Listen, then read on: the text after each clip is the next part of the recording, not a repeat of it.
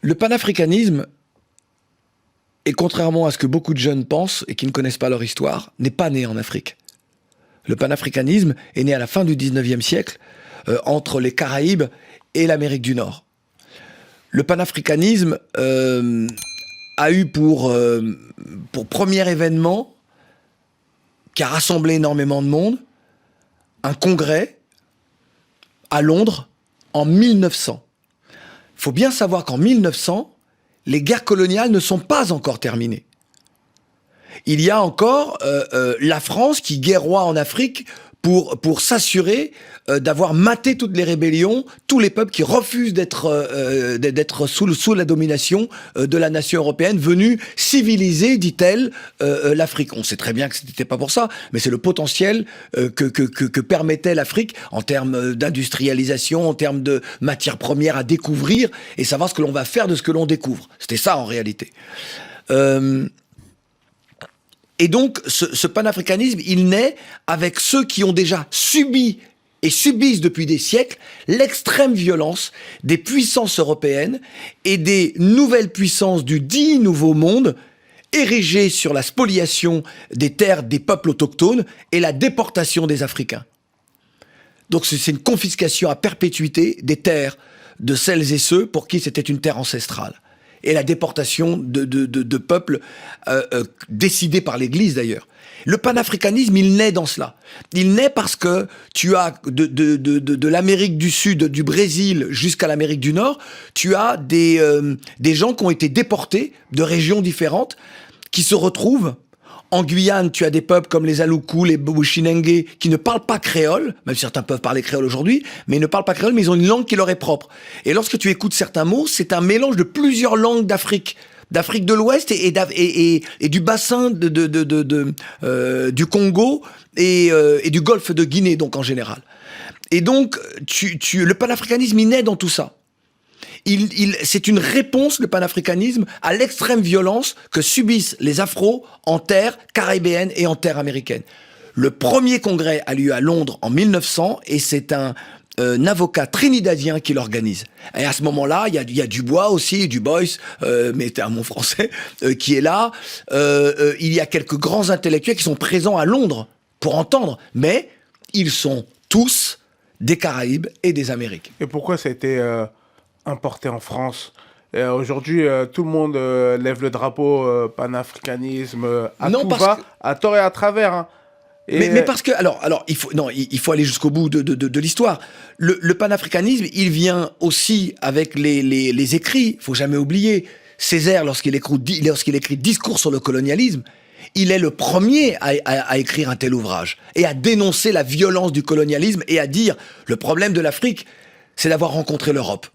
Et donc ça vient nourrir des nationalistes, des gens que par exemple au Congo, on les appelait les évolués, parce qu'ils sont allés à l'école coloniale, et ça vient nourrir leur envie de changer les choses. Quelqu'un comme Lumumba, il est fasciné par Kwame Nkrumah, qui obtient en 56 ou 57, ma mémoire me fait un peu défaut, mais c'est une de ces deux années-là, 57 je crois, prend l'indépendance, il est à la tête de la Gold Coast, la côte de l'or en français, et il en fait le Ghana.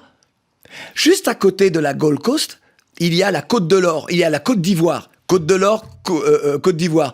Ce sont des noms de comptoirs coloniaux. On parlait de dignité tout à l'heure. Kwame Nkrumah dit... Terminé. Je veux pas, mon pays ne sera pas le nom d'un comptoir colonial. Si Kwame Nkrumah n'avait pas changé le nom, aujourd'hui, les Ghanéens, on ne les appellerait pas Ghanéens, mais nous, en français, on les appellerait les Lauriens. Et en Côte d'Ivoire, on les appelle les Ivoiriens. C'est à lui, on s'est habitué à ça, parce qu'on s'habitue à tout, l'être humain s'habitue à tout. C'est comme ce qui s'est passé en Rhodésie, qui après s'appelait le Zimbabwe. Le Zimbabwe, exactement. Ou comme le Burkina, qui était l'Haute-Volta. La Haute-Volta, on les appelait les Voltaïques. Mais parce que c'était des noms de comptoirs coloniaux. Alors, la Rhodésie, c'était encore différent, puisque c'est Cecil Rhodes, sud-africain, et après, et c'est lui qui crée la Rhodésie, Cecil Rhodes. Donc c'est le nom de quelqu'un, en plus, tu vois, t'imagines le délire. Et le panafricanisme, donc, c'est dans les années l'après-guerre. C'est là où le panafricanisme, en Afrique, commence à germer.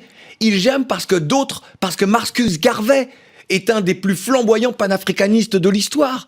C'est lui qui prône le retour en Afrique de tous ces esclaves, de tous ces descendants d'esclaves.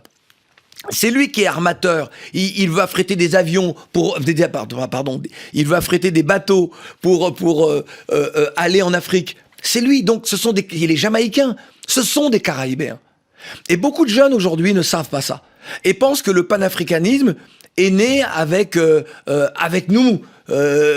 Qui vociférons ou qui menons des combats légitimes ou qui il y a des gens qui je suis panafricaniste et juste parce qu'ils disent à mort l'Europe, à mort les blancs, à mort. C'est pas ça le panafricanisme. Le panafricanisme, c'est pas la haine de l'autre, c'est l'amour de soi. C'est notre capacité à construire un monde qui nous ressemble et qui nous rassemble. C'est ça le panafricanisme. Et le panafricanisme ne s'embarrasse pas de racisme. Il n'a pas besoin de ça. Mais qu'est-ce que tu dis alors tu sais, parce que quand on parle de panafricanisme, avec ça, ça va avec comment dire, revenir, comme disent les Anglais, les Américains, ils disent for us, by us, for us. Ouais, bien sûr. Est-ce que toi, tu penses quoi de ça? Tu penses quoi? Tu penses que les Noirs devraient se replier vers eux-mêmes?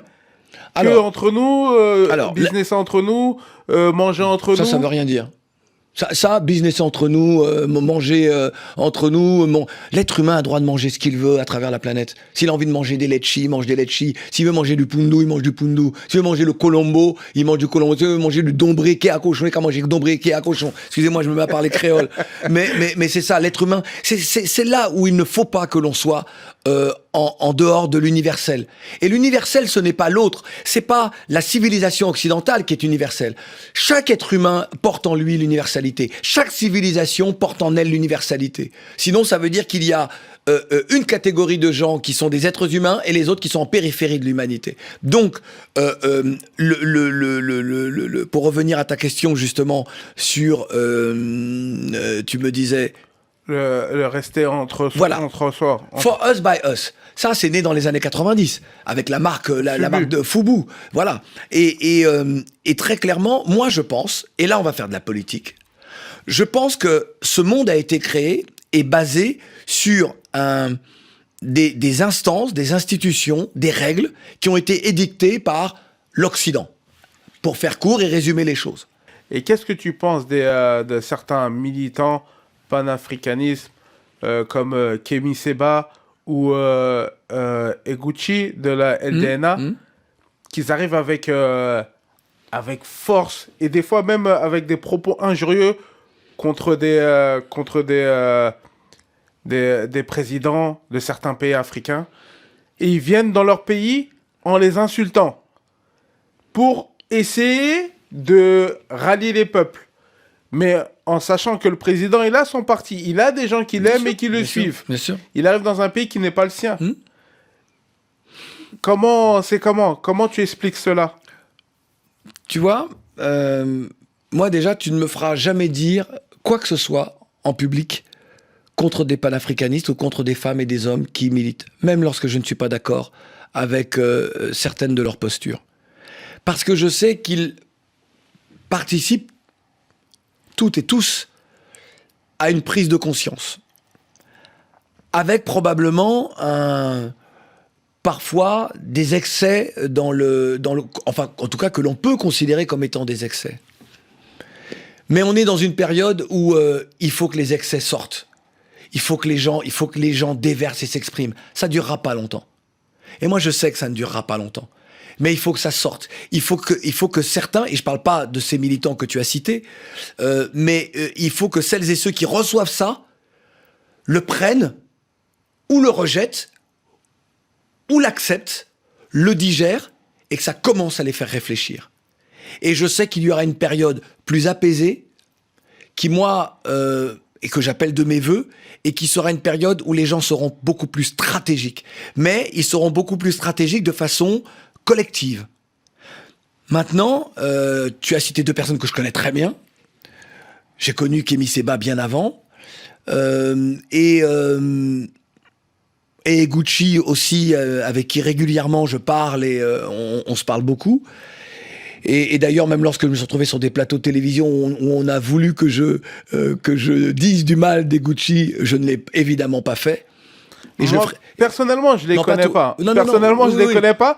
Mais moi, je juge Non, par non. rapport à leur sortie. Mais je comprends. Alors, sur les chefs d'État.